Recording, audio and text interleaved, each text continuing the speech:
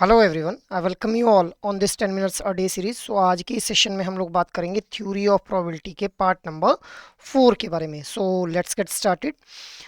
आज की डिस्कशन को हम लोग स्टार्ट करेंगे विद द क्रेडिट रिस्क। अब देखिए गाइज, क्रेडिट रिस्क जो है ये बहुत ही इंपॉर्टेंट एप्लीकेशन हो जाती है हमारी प्रोबेबिलिटी की in our real life situations. So हर एक ऑर्गेनाइजेशन को जो है वो लोन की ज़रूरत पड़ती है। तो जब भी लेंडर के द्वारा जो है वो लोन्स या फिर एडवांसेस दिए जाते हैं ऑर्गेनाइजेशन को, सो देयर इज़ प्रोबेबिलिटी कि वो जो ऑर्गेनाइजेशन है उस ऑर्गेनाइजेशन के द्वारा जो है वो डिफ़ॉल्ट हम लोगों को देखने को मिले। डिफ़ॉल्ट इन द सेंस कि वो पेमेंट ना करे इस क्रेडिट की या फिर इस लोन की जो एक लेंडर के द्वारा दिया गया है। सो कितनी प्रोबेबिलिटी है और कितने चांसेस हैं कि वो डिफ़ॉल्ट कर जाएगी ऑर्गेनाइजेशन, रीपे नहीं करेगी उस क्रेडिट को, उसको ही हम लोग जो है वो क्रेडिट रिस्क के थ्रू कैलकुलेट कर पाते हैं। अब देखिए गाइस, क्रेडिट रिस्क है क्या है? इट इज़ द पॉसिबिलिटी और चांस और probability of loss occurring due to borrower's failure to repay a loan to the lender और to satisfy the contractual obligations। So credit risk के through हम लोग जो है वो एक बोरोअर के डिफॉल्ट होने की प्रोबेबिलिटी को जो है वो असेस करने का काम कर रहे हैं। It refers to the lender's risk of having its cash flow interrupted when a borrower does not repay the loan taken from him। जब एक borrower के द्वारा जो है वो लोन को रीपे नहीं किया जाएगा तो उस वजह से जो रिस्क अराइज होगा एक लेंडर के लिए, उसी को हम लोग क्या बोल रहे हैं? क्रेडिट रिस्क बोल दे रहे हैं। अब तीन तरह के हम लोगों को जो है क्रेडिट रिस्क देखने को मिलते हैं। पहला है credit default risk, concentration risk और कंट्री रिस्क। अब ये क्रेडिट डिफॉल्ट रिस्क क्या होता है? क्रेडिट डिफॉल्ट रिस्क का मतलब है कि जब भी एक बोरोवर के द्वारा जो है वो रीपेमेंट नहीं की जा रही है या फिर 90 डेज से ज़्यादा टाइम पीरियड के लिए जो अमाउंट है वो ओवरड्यू रह रहा है या फिर नॉन नॉन पेड रह रहा है या फिर रीपे नहीं किया जा रहा है, तो उस केस में जो रिस्क राइज होगा उसको हम लोग क्या बोल देंगे? क्रेडिट डिफॉल्ट रिस्क बोल देंगे। Next is concentration risk. अब कॉन्सेंट्रेशन रिस्क क्या है गाइज? कॉन्सेंट्रेशन रिस्क का मतलब क्या है कि एक बैंक के द्वारा या फिर एक ऑर्गेनाइजेशन के द्वारा जो लोन्स को डिस्ट्रीब्यूट किया गया है, जो क्रेडिट को डिस्ट्रीब्यूट किया गया है, वो एक स्पेसिफिक एरिया को ध्यान में रख के ही डिस्ट्रीब्यूट कर दिया गया है। तो उस वजह से जो रिस्क राइज हो सकता है उसको हम लोग क्या बोलेंगे? कॉन्सेंट्रेशन रिस्क बोलेंगे। मतलब जो डिफॉल्ट राइज हो सकता है, डिफॉल्ट होने के जो चांसेस हैं due to distribution of loan और advance to a particular activity या फिर पर्टिकुलर स्पेसिफिक एरिया, उस वजह से जो डिफॉल्ट होने का रिस्क अराइज होगा उसको हम लोग क्या बोल देंगे? कॉन्सेंट्रेशन रिस्क बोल देंगे। Third one is the country risk. अब देखिए, कंट्री रिस्क का मतलब क्या है कि जब भी एक कंट्री की जो गवर्नमेंट है या फिर जो सेंट्रल बैंक है that is not able to meet the contractual obligations, ठीक है, जो फाइनेंशियल ऑब्लिगेशंस कॉन्ट्रैक्ट साइन करती बार जो थी वो डिसाइड की गई थी, उनको जब मीट नहीं कर पा रही है या फिर कंट्री की गवर्नमेंट या फिर सेंट्रल बैंक, तो उस वजह से जो एक ऑर्गेनाइजेशन या फिर एक बैंक के लिए रिस्क अराइज होगा उसको हम लोग क्या बोल देंगे? कंट्री रिस्क बोल देंगे। अब देखिए गाइज, रिस्क अराइज हो रहा है उसको हम लोगों ने बोल दिया credit risk.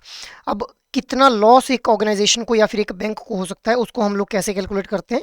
With the help of this formula, expected loss which is equal to probability of default multiplied by total exposure of the loan. ठीक है, total exposure of the loan, EAD इसको हम लोग बोल देते हैं, exposure at default, multiplied by 1 minus LGD, loss to given default. इस LGD का मतलब क्या है?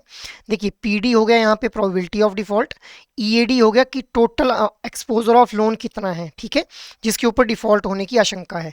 अब 1 minus LGD, loss at given default, इसका मतलब क्या है कि अगर डिफॉल्ट हो भी जाता है तो कितना अमाउंट का लॉस होने के जो है वो चांसेस हैं, उसको यहाँ पे किससे रिप्रेजेंट किया जा रहा है? LGD से रिप्रेजेंट किया जा रहा है।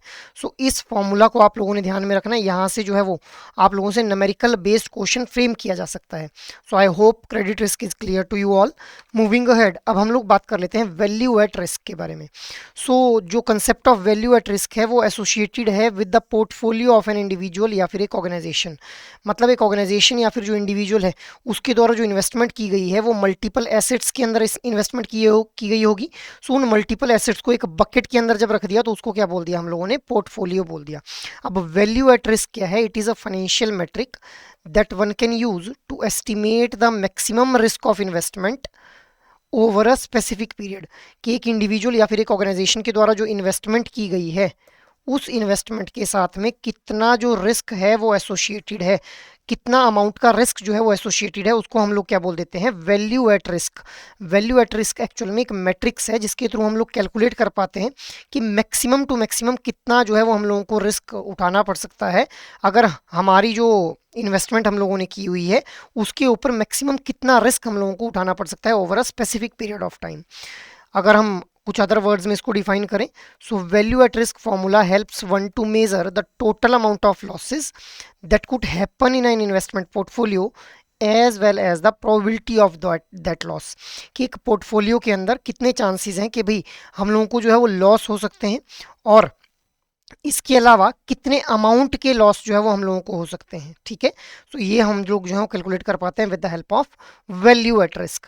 अब जो इन्वेस्टर्स हैं, दो इन्वेस्टर्स, जो भी इंडिविजुअल इन्वेस्टर इन्वेस्टमेंट करेगा, ही और she must be worried about the probability of loss, कि भाई अगर मैं ये इन्वेस्टमेंट कर रहा हूँ तो कितना इसके साथ जो रिस्क एसोसिएटेड है। ठीक है, so because they are worried about losing only and hence they are interested to find the probability of maximum loss in worst scenario, कि अगर वर्स्ट केस सिनेरियो हो जाता है तो मेरी ये जो इन्वेस्टमेंट मैं कर रहा हूँ इसके अंदर कितना लॉस मुझे देखने के लिए मिल सकता है। तो इसके बारे में इन्वेस्टर्स कंसर्न रहते हैं, उनके इसी कंसर्न को जो है वो सॉल्व किया जाता है with the help of value at risk. अब देखिए वैल्यू एट रिस्क जो है ये it gives a measure of probability of losing with 95% और 99% लेवल ऑफ कॉन्फिडेंस। ठीक है, सो हम लोग जो है वो फॉर्मूला यहाँ पे यूज़ करते हैं for calculating value at risk at 95% confidence level. तो क्या फॉर्मूला रहता है कि भाई 95% हम लोग जो है कॉन्फिडेंट है कि इतना रिस्क जो है वो इस इन्वेस्टमेंट के साथ में एसोसिएटेड है। तो इसके लिए फॉर्मूला क्या रहेगा, रिटर्न ऑन द पोर्टफोलियो, कि एक पोर्टफोलियो से रिटर्न कितनी आ रही है, -1.65 multiplied by standard deviation multiplied by value of the portfolio, कि उस पोर्टफोलियो की कितनी वैल्यू कितनी है। ठीक है, उसको भी हम लोग यहाँ पे मल्टीप्लाई कर देंगे। सो अगेन यहाँ से आप लोगों से जो न्यूमेरिकल बेस्ड क्वेश्चन ही पूछा जाएगा। ठीक है, I hope it is clear to you all what is value at risk. ठीक है, so that is all for today's discussion. I hope ये सेशन आप लोगों को अच्छा लगा हो। अगर एक्चुअल में ये सेशन आप लोगों को अच्छे लग रहे हैं तो इन सेशंस को लाइक, शेयर और सब्सक्राइब कर लें। और अगर आपकी कोई भी क्वेरी हो तो आप लोग मेल कर सकते हैं hello@edutap.co.in के ऊपर। जय हिंद।